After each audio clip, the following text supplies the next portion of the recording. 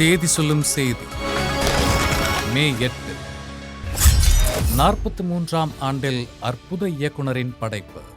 K. Bhagyaraj உருவாக்கத்தில் தூயவன் வசனத்தில் thriller திரைப்படமாய் உருவானது விடியும் வரை காத்திரு.